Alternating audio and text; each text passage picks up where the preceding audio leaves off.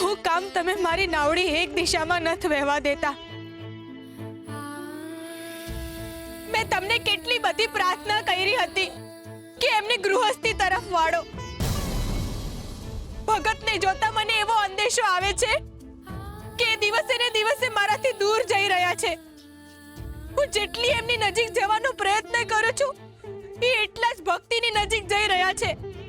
આવું ને આવું જ રહેશે તો એ મને છોડી દેશે. નાથ, હવે તમે જ ભગતનું ઘર તૂટતા બચાવી શકો છો. ભગતને મારી તરફ વાળો હરી. ભગતને મારી તરફ વાળવા હાટું એવું તે મારે શું કરવું એ મને કયો હરી. હું એમના હાટું કંઈ પણ કરવા તૈયાર છું. હું એવું તે શું કરું કે જેથી એ મારી નજીક આવે, મારો હાથ સાંભળે? હું એવું તે હું કહું કે એ મારા રૂંધાઈ ગયેલા માતૃત્વની ચી સાંભળે? હરી, હરી, હું મારા ભગત વિના નહીં જીવી શકું. મને કયો હરી, હું એવું તે હું કરું કે જેથી એ મારા તરફ દોરાય? હરી, મને કયો હરી, મને કયો.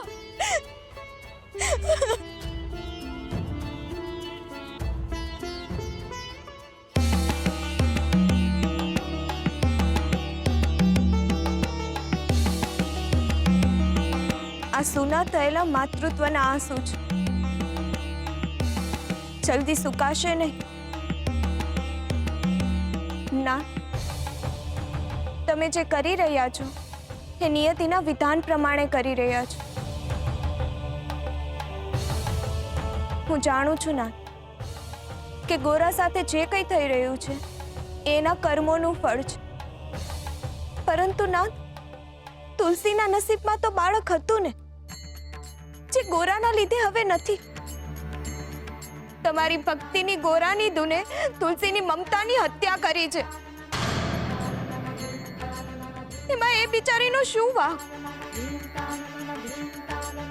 એક સ્ત્રી ક્યારેય બાળક વિહોણી ના રહી શકે, અને તુલસીના હૃદયમાં તો મમતાની સરવાણી એકવાર ફૂટી નીકળી છે. એને વરસવા માટે એના બાળકનું જીવતર જોઈએ ના. અને જો ગોરા પણ એનાથી દૂર થઈ જશે તો તુલસી સાવ એકલી થઈ જશે. અને અત્યારની એની સ્થિતિ જોઈને તો મને લાગે છે કે ગોવિંદના વિરહ કરતા પણ વધારે દુઃખી એ ગોરાના વર્તનથી છે. તમારા ભક્તની પત્ની હોવું શું એ ગુનો છે તુલસીનો? શું વાંક છે એનો કે તમે ફરી એકવાર ગોરાને એનાથી દૂર કરીને એના મમતાને હણી લેવા માંગો છો? નાથ, તુલસી તમને કંઈક પૂછી રહી છે, એના સવાલોનો જવાબ આપો. શું તુલસી ફરીવાર માં બની શકશે? શું ગોરા પીગળશે? શું ગોરા ફરીથી સંસારના માર્ગને એના જીવનનો માર્ગ બનાવશે? નાથ, આ બધા જ પ્રશ્નો તુલસીના મનને અત્યારે વિહવળ કરી રહ્યા છે. એના પ્રશ્નોનો ઉકેલ આપો નાથ. એને દિશા નિર્દેશ કરો કે એવું તો શું કરે કે ગોરા ફરીથી ગૃહસ્થી તરફ વળે. કારણ કે મને તો એવું પ્રતીત થાય છે કે ગોરાના નસીબમાં તો બાળક છે, પરંતુ તુલસીના નસીબમાં નથી. તમે કેમ કઈ બોલતા નથી? તમારા મૌનને હું સમજી નથી શકતી ના. તુલસીની આટલી કઠોર પરીક્ષા કેમ? પરીક્ષા થઈ રહી છે રૂકમણી, પરંતુ તુલસીની નહીં, ગોરાની ભક્તિની પરીક્ષા થઈ રહી છે. ગોરાની પરીક્ષા? એ કઈ રીતે? તમે જોયું નહીં રૂકમણી? ગોરાને જે દિશામાં જવું છે એનાથી વિપરીત દિશામાં એ જઈ રહ્યો છે. ગોરાની દશા અત્યારે એવા મરજીવા જેવી છે જેને દરિયાની પેલે પાર જવું છે, પરંતુ પરિસ્થિતિ વશ થઈને એ મધદરિયે જ ફસાયેલો રહે છે. પણ નાથ, આનાથી શું સિદ્ધ થશે? રૂકમણી, ગોરા અત્યારે બીજાની તકલીફોને માથે લઈને ફરી રહ્યો છે. ગંગાની હોય કે ગિરધરદાસની, એ બંને તકલીફો સામાન્ય નથી. બંને તકલીફોમાં ગોરાએ ખૂબ જ મોટું સાહસ ખેડ્યું છે. બંને પરિસ્થિતિમાં જો કોઈ પણ ગફલત થઈ તો ગોરા મૃત્યુના મુખમાં પહોંચી જશે. પોતાની જાતની ચિંતા કર્યા વિના ગોરા બીજાના કલ્યાણની જે ચિંતા કરે છે એ જ એના વ્યક્તિત્વને વધારે નિખારે છે. ગોરાની સામે આવતી તકલીફોનો એ જે રીતે સામનો કરશે અને જે રીતે એમાંથી બહાર આવશે એ સંસાર માટે એક ખૂબ જ મોટો સંદેશ પૂરો પાડશે રૂકમણી. ગોરાનું જીવન આ સંસાર માટે ઉદાહરણ બની રહેશે રૂકમણી. બાળપણથી પોતાને તકલીફ આપનાર ગિરધરદાસની ચાકરી કરીને ગોરા જ્યારે પરિસ્થિતિને સકારાત્મક બનાવશે ત્યારે જગતને સમજાશે કે જે મનુષ્ય અપકારનો બદલો ઉપકારથી આપે છે ઈશ્વર હંમેશા એની સાથે હોય છે. જગતને સમજાશે કે મારા સુધી પહોંચવા માટેનું પ્રથમ પગથિયું માનવતા અને કરુણા છે. કોઈના ખભા પર પગ મૂકીને ક્યારેય મારા સુધી નથી પહોંચી શકાતું. મારા સુધી પહોંચવા માટે કોઈના હૃદયમાં જગ્યા બનાવવી પડે છે. બસ ગોરા મારા માટે માધ્યમ છે સમાજ સુધી આ સંદેશો પહોંચાડવાનું.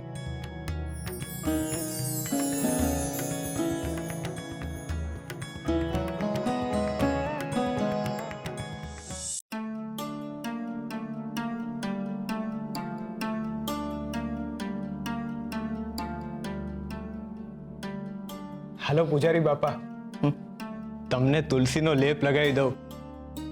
એનાથી તમને નિરાત થાય ને હૈયામાં ટાઢક પડશે ને નિરાતે નીંદર આવી જાય. હાલો બેઠા થાવ.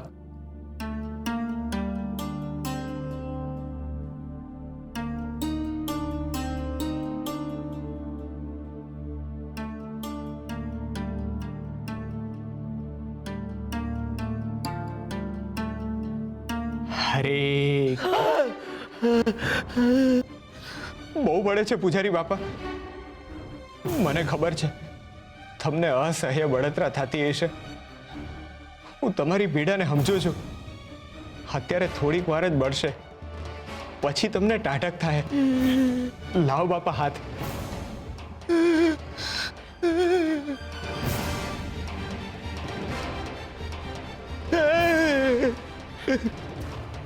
બાપા તમારે હાજા નથી થવું.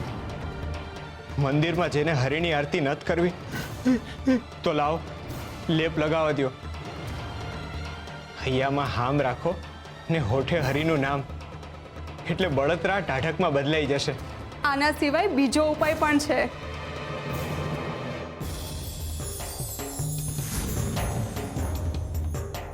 હા, હું કર્યું તમે અંદર હું કામ આવ્યા? અહીંયા અંદર આવવાની કોઈને પરવાનગી નથી ને હિતાવાય નથી. હું કામ અંદર આવ્યા?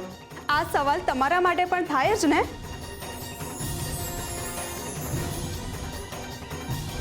તમે પણ નિસ્વાર્થ ભાવે જ અહીં આવ્યા ને.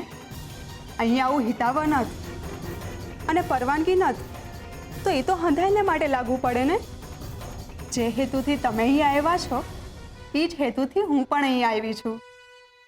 મેં જ્યારે તમને તુલસીનો લેપ કૂટતા જોયા ને ત્યારે મને થયું કે આ લેપ અસર તો સારી કરશે પણ બળતરા બહુ થશે.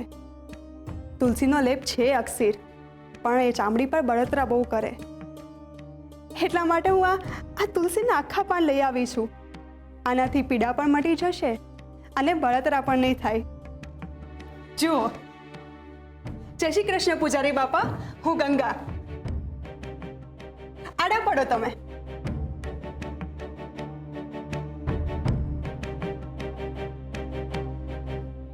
મારા બાપાને ચામડીની તકલીફ હતી. એમને જ્યારે બળતરા થતી ને તો અમારા ગામના વૈદ્યે આ ઉપચાર બતાવેલો. ભગત, તમે તો હંધુય જાણતા જ હશો ને. તુલસી તો હંધાઈની માં છે. જેમ એક માનો હાથ બાળકના માથે અડકે એવી જ શાંતિ અને હૂંફ પૂજારી બાપાને મળશે.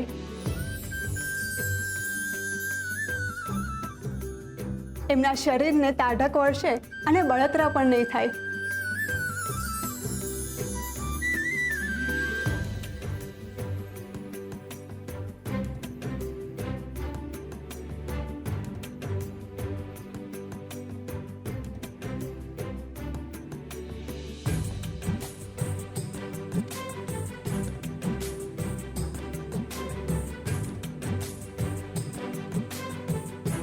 ગંગા, તમારી સેવાના લીધે પૂજારી બાપા 2 ઘડીમાં હોઈ ગયા. ખરેખર એક સ્ત્રીના હાથમાં જે કાળજી હોવી જોઈએ ને, એ કાળજી તમારા હાથમાં છે. ખરેખર હરિએ તમને કૃપા આપી છે ને એ જ કૃપાના લીધે પૂજારી બાપા અત્યારે હોઈ ગયા. હરે કૃષ્ણ, હરે કૃષ્ણ, હરે કૃષ્ણ, હરે કૃષ્ણ, હરે કૃષ્ણ, હરે કૃષ્ણ. હરે કૃષ્ણ, હરે કૃષ્ણ, હરે કૃષ્ણ, હરે કૃષ્ણ.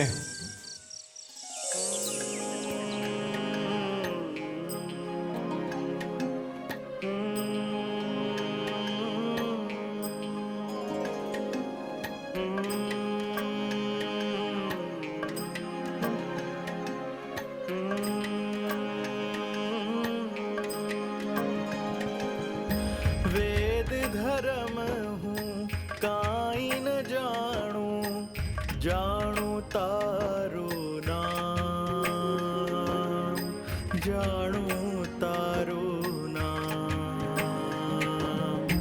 હું કાચી માટીની કાયા, તું મારો ઘડનાર, તું મારો ઘડનાર. જેમ સુદામા સાથે કીધો એવો ચાહું સાર. મારા તારણહાર, મારા તારણહાર.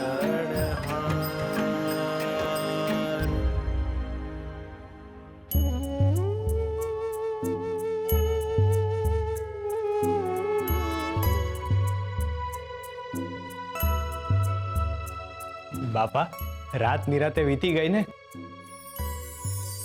હાલો, હવે આ ઉકાળો પી લ્યો એટલે તમને જલ્દીથી સારું થઈ જાય. હાલો, ઉઠો.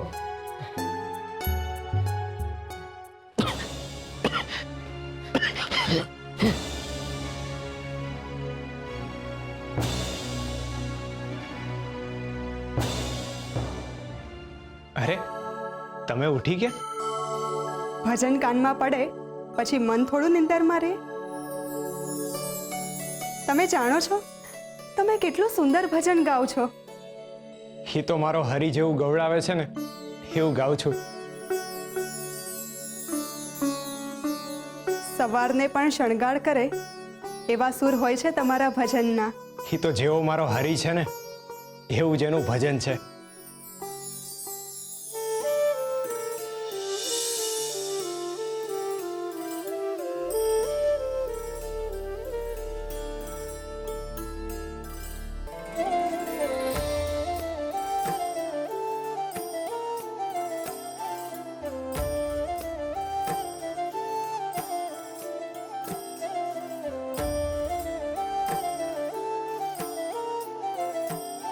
શું થયું ભગત? નહીં કાંઈ નહીં. આ તો આ સુંદર સવાર જોઈને મારા ભાઈબંધની યાદ આવી ગઈ.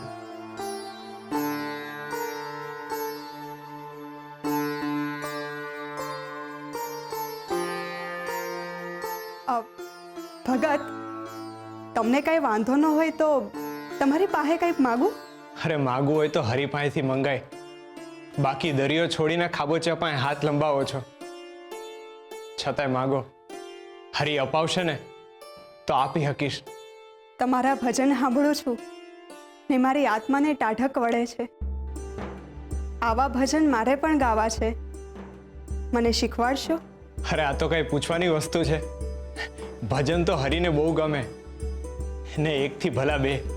હું એકલો ગાઉં એના કરતા આપણે 2 ભેગા ગાય ને તો હરી વધારે ખુશ થાય. હેને ભાઈબંધ? આ હું ભગત, તમે હરીને ભાઈબંધ કહો છો? ભાઈબંધને ભાઈબંધ ના કહું તો હું કહું?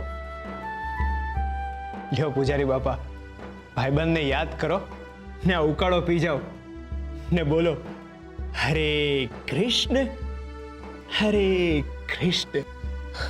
હરે કૃષ્ણ હરે કૃષ્ણ.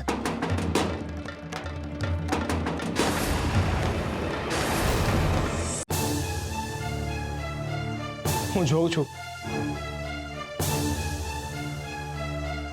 सूरा तू वाह गंगा गंगा क्या से હું અહીંયા છું. अरे पण तू आया हूं कम आयो હું થયું ભા ગજબ થઈ ગયો યુવરાજના સિપાહી ઘરમાં પહીને તોડફોડ કરી રહ્યા છે ભા યુવરાજના સિપાહીઓ પણ હું કામ ही ગંગાને ગોતી રહ્યા છે ભા કોકે યુવરાજને સમાચાર આપ્યા કે ગંગા રાજમહેલમાંથી ભાગી ગઈ હતી ને ત્યારે ગોરા ભગતે એને આશરો આપ્યો તું ચિંતા નહીં કર પ્રેમથી માની જઈશ તો હું તને પ્રેમથી રાખીશ પ્રેમથી આ મહેલની મહારાણી બનાવીશ નથી બનવું મારે આ મહેલની મહારાણી. તમારા જેવા લોકો રહેતા હોય એ જગ્યાએ બધું કરું છું.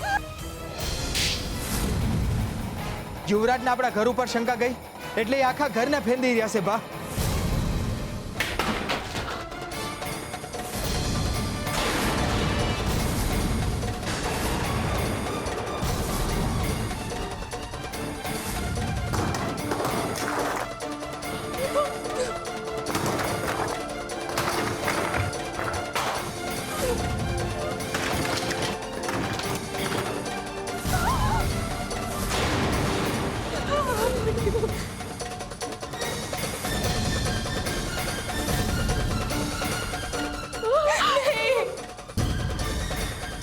ક્યાં છે અને ક્યાં સંતાઈ છે? ક્યાં સંતાડી છે છોકરીને આવું નહીં કરો, આવું નહીં કરો મારી સાથે. અહીંયા કોઈ ના થયું ભાઈ. અમે ગરીબ કુંભાર છીએ. અમારું આટલું નુકસાન નહીં કરો. અહીંયા કોઈ ના થયું. દયા કરો.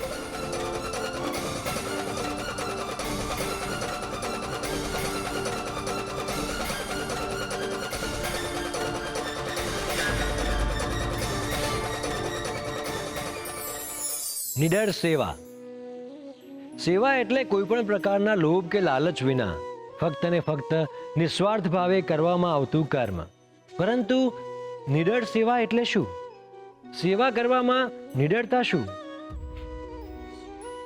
મનુષ્યને કોઈની મદદ કરવી હોય છતાં પણ એની સામે એક એવી પરિસ્થિતિ આવીને ઊભી રહે જેથી એ એની મદદ ન કરી શકે. ઘણીવાર સામેવાળી વ્યક્તિનું સ્વાભિમાન તમને અટકાવતું હોય, તો ઘણીવાર સમાજના બનાવેલા નિયમો તમને અટકાવતા હોય, તો ઘણીવાર કાયદો, ન્યાય વ્યવસ્થા કે કહેવાતી મોટી વ્યક્તિના લીધે તમે કોઈની મદદમાં ન ઊભા રહી શકો. આવા સમયે મનુષ્ય ખૂબ જ નિરાધાર બની જાય છે. એની સ્થિતિ એટલી કપરી બની જાય છે કે એની પાસે મૃત્યુ જ એક માર્ગ વધે છે. આવા સમયે જો મનુષ્ય બધા જ બંધનોનો વિરોધ કરીને નિડરતાપૂર્વક સાચા હૃદયથી એની સેવા કરે તો એ મનુષ્ય ઈશ્વરનું કામ કરે છે. યાદ રાખજો, નિડરતા રણ મેદાનમાં જ નહીં, કોઈની મદદ કરતી વેળાએ બતાવવી એ પણ શૂરવીરતા જ છે.